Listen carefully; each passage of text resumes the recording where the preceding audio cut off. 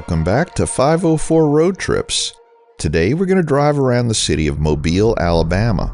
We'll drive around the Central Business District, which is the historic downtown area, and then into one of the surrounding neighborhoods on our way out. Mobile was founded in 1702, and in its first 100 years, Mobile was under the flag of France, Great Britain, and then Spain, before being annexed into the United States in 1813. The city had a population of 187,041 as of the 2020 census, and ranks fourth by population in the state of Alabama. The Mobile metropolitan area, composed of Mobile and Washington counties, has 430,197 residents and is the third largest metro in the state. Mobile is located on the Gulf of Mexico at the mouth of the Mobile River, where it enters Mobile Bay, and is the only saltwater port in the state.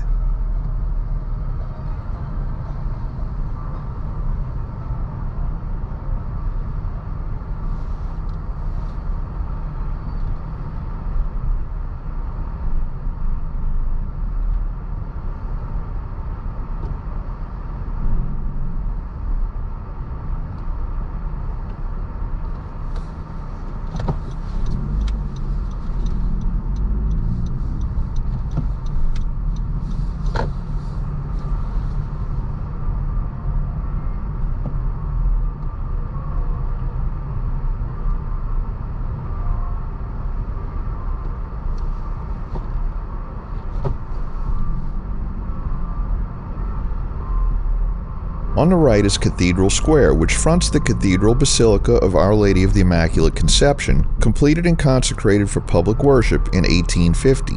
The church is listed on the National Register of Historic Places as a contributing property to the Church Street East Historic District and Lower Dauphin Street Historic District.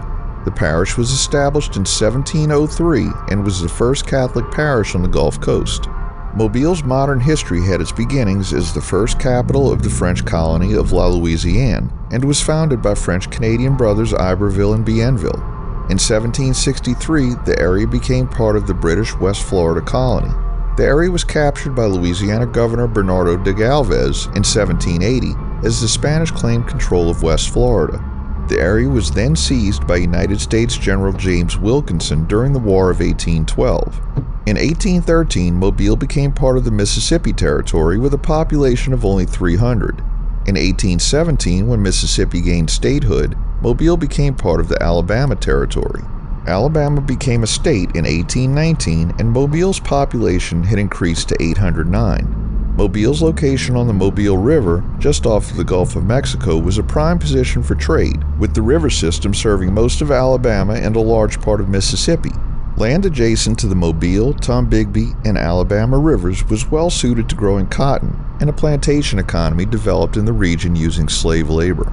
Mobile expanded into a city of commerce with a primary focus on cotton and the slave trade. The waterfront was developed with wharves, terminal facilities, and fireproof brick warehouses, and by 1840 Mobile was second only to New Orleans in cotton exports in the nation.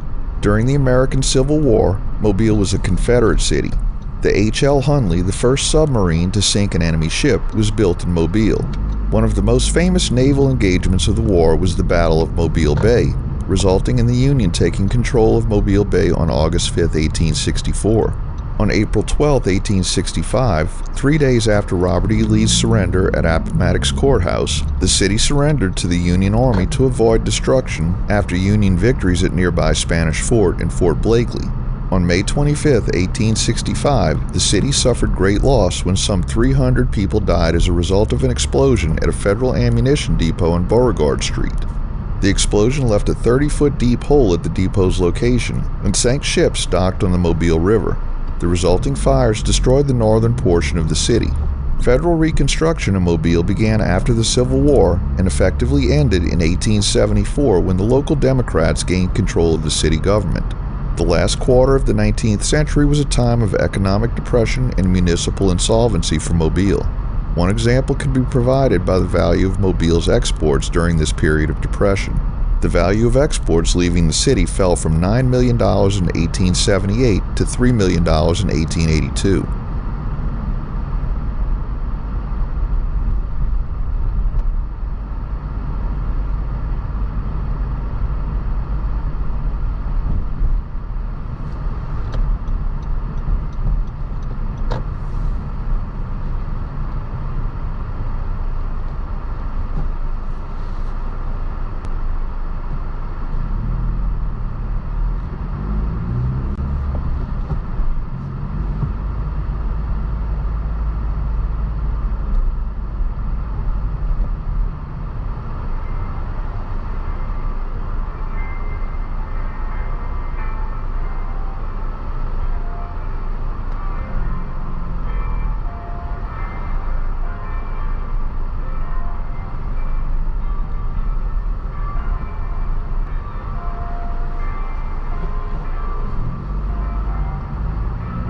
Here we're on Dauphin Street, which could be compared to Beale Street in Memphis or Bourbon Street in New Orleans. This is the center of the city's nightlife, where you'll find a seemingly endless row of restaurants and bars that stay open well into the early hours of the morning. This isn't as evident at 11 o'clock on a Sunday morning when the video was filmed, but I was here to meet up with Roadway Wiz, and we came out here the previous night for food and beers, and the place was packed, which was a bit of a shock to me in the post-pandemic world, as this was the first time I'd been among such a large crowd in almost 2 years. The French and Spanish influences are evident in the architecture here, as it has a strong resemblance to the New Orleans French Quarter with its narrow streets and overhanging balconies.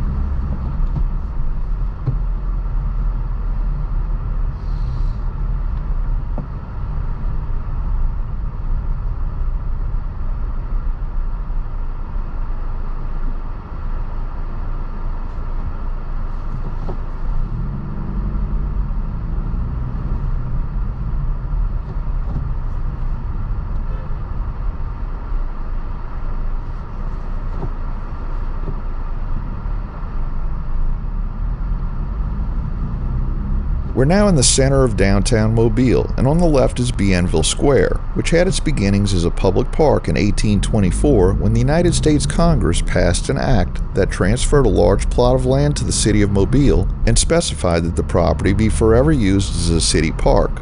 The city began buying the other lots in the block in 1834, and by 1849 held title to the entire block. The square was a primary gathering place for residents of the city in the 1850s to the 1940s. By the late 1960s, however, Bienville Square had become run down as the city lost population to the suburbs and the post-war housing developments. With the revival of downtown starting in the 1980s, the city renewed the square and its popularity increased. In September of 2020, Hurricane Sally badly damaged a number of the large trees in the square, creating open sky where a green, shady canopy once was. The square is used for many of the city's cultural functions, including Jazz in Bienville by the Gulf Coast Ethnic and Heritage Jazz Festival, the annual Lighting of the Trees celebration, and the lighting of Mobile's official Christmas tree, Kids Day in Bienville Square, and the epicenter for Mobile's annual Bayfest Music Festival.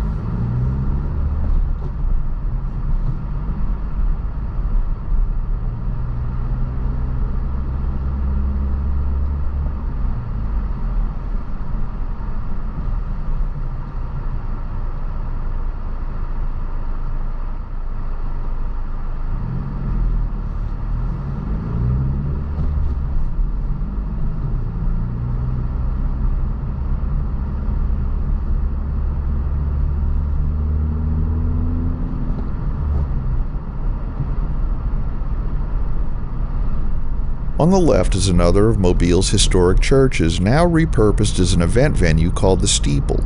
The building began in 1842 as the St. Francis Street Methodist Church, but was partially demolished in 1895 after an explosion at a nearby ammunition depot. The church was rebuilt, but parts of the original foundation were saved, and the cornerstone of the current building bears the date of 1842 and the rebuilt date of 1899. Then 2 blocks down on the left is the Egyptian Revival Temple downtown, a former Scottish Rite temple that was built to serve as a meeting place for the ancient and accepted Scottish Rite of Freemasonry. The cornerstone was laid down in November of 1921 and the building completed in 1922. The temple was placed on the National Register of Historic Places in 1984. It was sold to a private citizen in 1996, and it was reopened as a banqueting venue.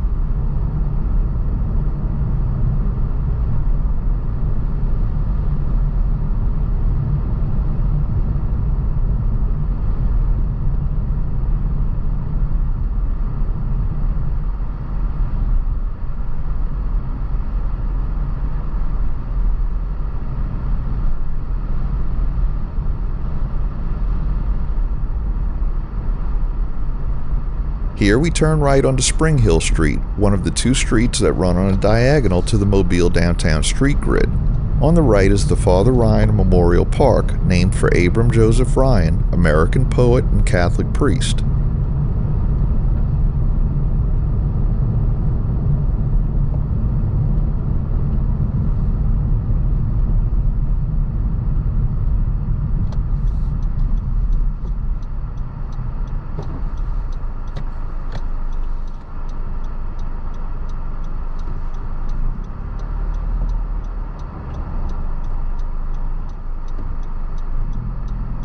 Here we turn onto North Broad Street and we get onto US Highway 90 and Truck 98, both of which lead to the Africatown Bridge upriver of Mobile, allowing trucks to bypass the narrow and low-clearance Bankhead Tunnel that crosses the river in downtown Mobile, and is also a route for vehicles carrying hazardous materials that are not allowed to use the larger I-10 tunnel under the river. Alabama's State Route 16 follows US 90 across the entire state, and State Route 42 follows US 98 across the state. These are internal designations for the US highways in the state and aren't signed.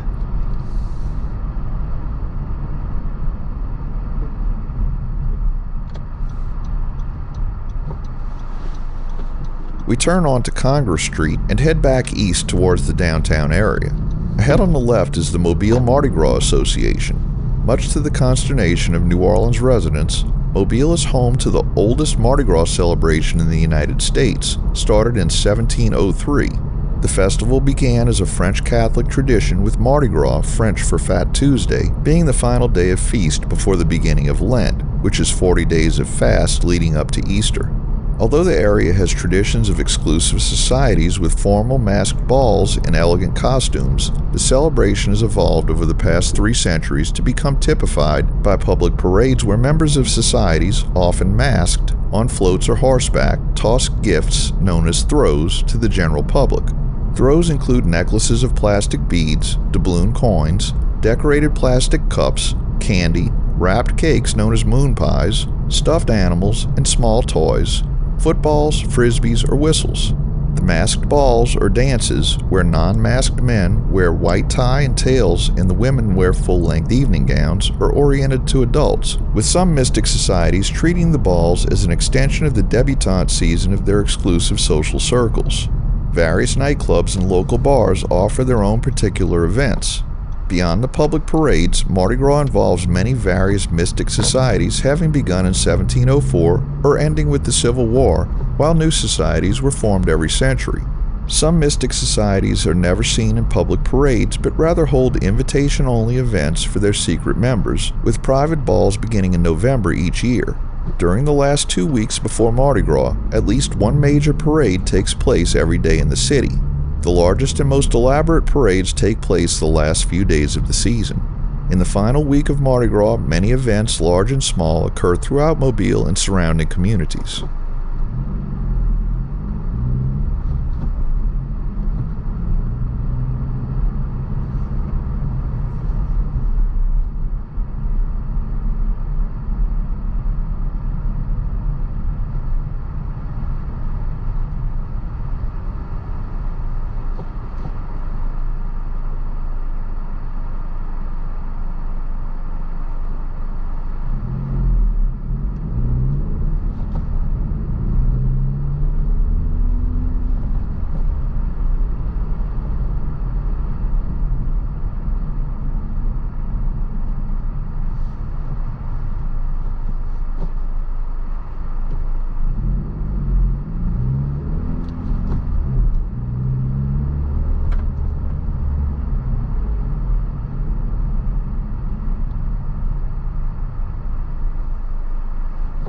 Here we pass by the former Masonic Lodge again, and you can see two golden sphinxes that guard the main entrance. Then we'll drive across the front of the Immaculate Conception Cathedral, and you can get a glimpse of the portico with its 8 massive Doric columns.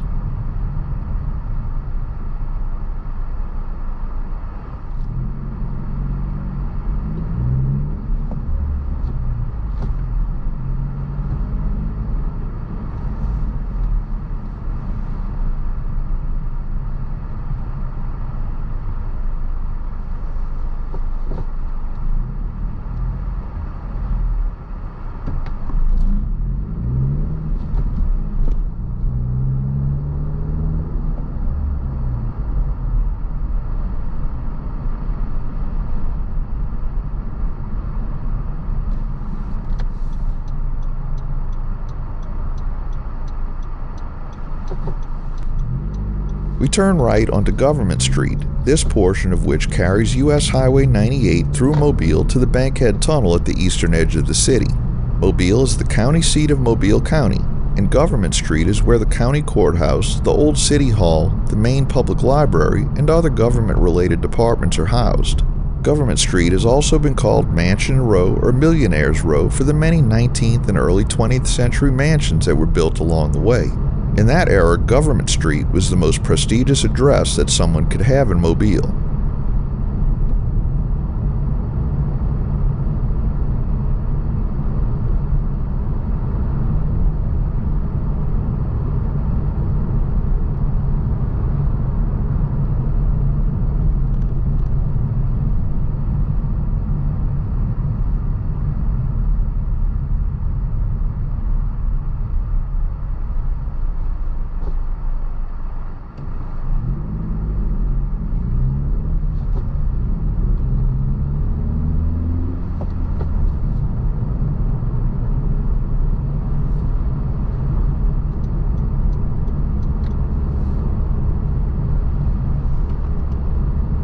Ahead at South Broad Street, construction barrels block any turns, but you may have noticed some signs along Government Street indicating that we were on the US 90 main line, but this is because of a detour here caused by work being done on the roadway on South Broad Street. Otherwise, the route of US 98 West would turn off to the right here, and at the same time US 90 West would come in from the right. And if not for the construction, you could turn right here and be on US 98 West and US 90 East at the same time in a wrong-way concurrency. On Marine Street, then turn left on Church Street. What?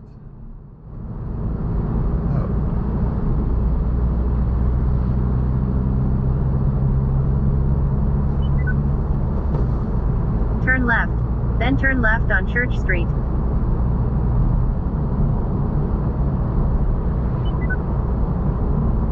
Turn left.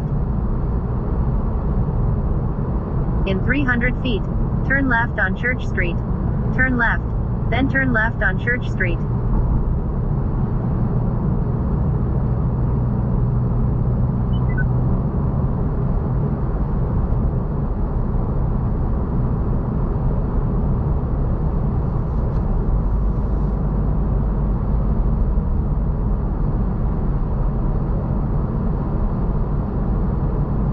In a quarter of a mile, turn left on Michigan Avenue.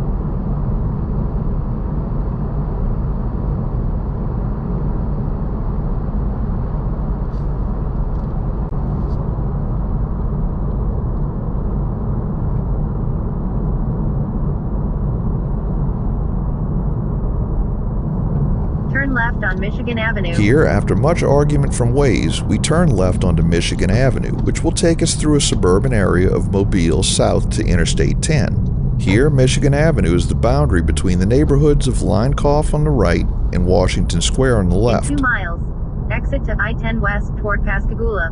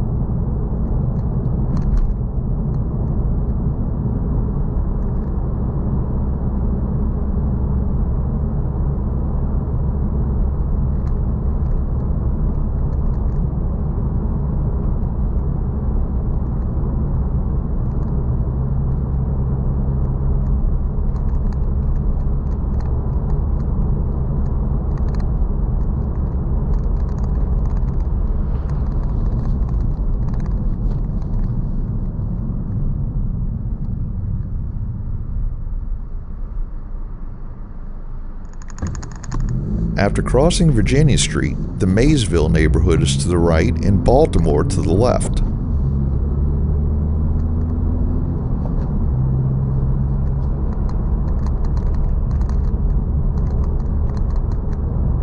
Approaching a railroad crossing.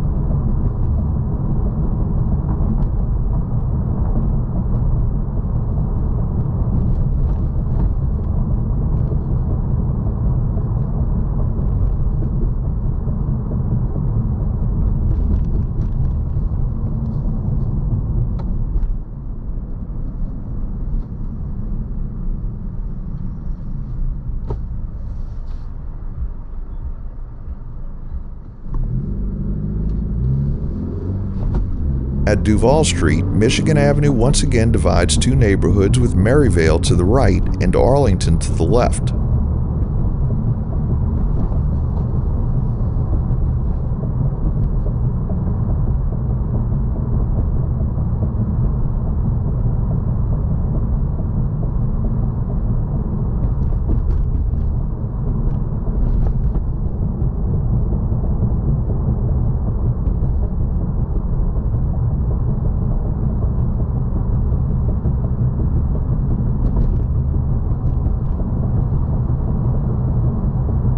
In 1,000 feet, use the right lane to exit right.